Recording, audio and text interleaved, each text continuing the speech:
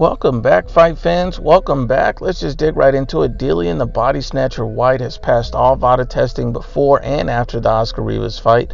The issue that people are contesting now is with the UCAD test, which came to light during the fight week. But Dillian Whyte was still allowed to fight because he was cleared at a hearing.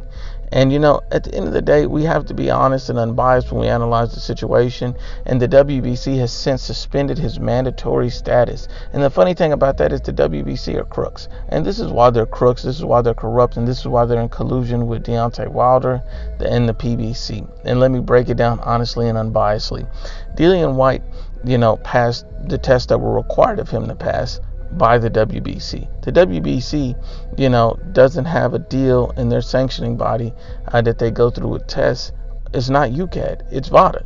So if he passed all of the required VADA tests, which are obviously more stringent, which are obviously the most reputable test you can take, why would you recognize any other testing body when he's passed the ones that you require? The funny thing about this is when Luis Ortiz failed his drugs test, regardless of his excuse, they gave him an opportunity to still fight Deontay Wilder. That is what's funny. And to suspend Dillian Whyte when not all of the facts have come out makes no sense. And you see some people that are very happy and excited and jovial, all these fanboys and these biased ego, biased Dante, the LDBC fangirls, all of these biased fans are rooting for Dillian Whyte not to get his shot at Deontay Wilder. Deontay Wilder is trying to make sure that Dillian Whyte doesn't get his shot. And the funny thing about all this is I would favor Deontay Wilder over Dillian Whyte. I think Dillian Whyte would have a good chance to win that fight if he put on enough pressure. But ultimately, I think Deontay Wilder's right hand may catch Dillian Whyte.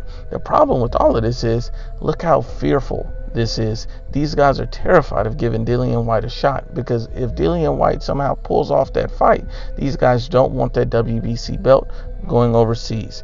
Regardless of the situation, if Dillian Whyte passed all the tests he was required to pass with VADA, he should still be the mandatory. He should still be getting his shot, and he should not be suspended.